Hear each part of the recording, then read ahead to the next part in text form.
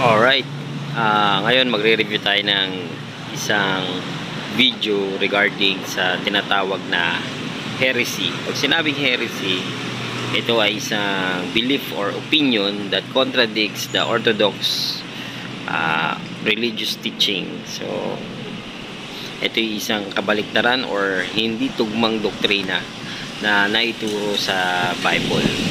So, anyone na gumagawa nito ay tinatawag na heretic. And the best example ng heretic or ng heresy ay itong video na to. Tatay ninyo si Lucifer, tinalo ko dito.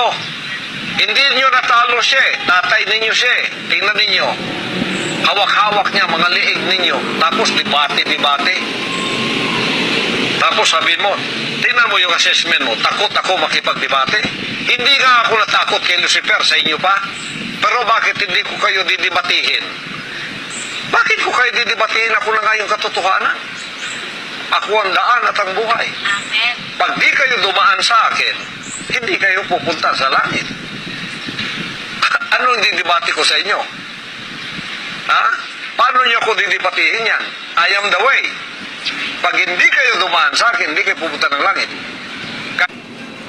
So, ito, isang heresy to kasi he claimed yung isang verse na it should be Jesus Christ, yung sa John 14 verse 6, I am the way, the truth, and the life. Pero dito inangkin niya to at ito ay talagang napaka heretic, not just heretic, hindi isang blasphemous para sa katuruan ng Panginoon.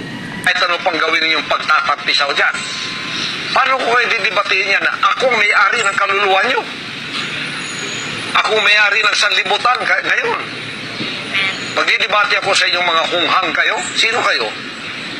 Kayo ang sumuko sa akin sapagkat panalo na ako sa tatay ninyo, si Lucifer, na siyang may-ari ng mga kaluluwa ninyo.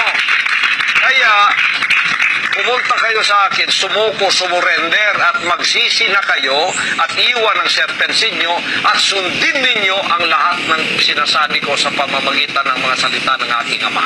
Kung hindi,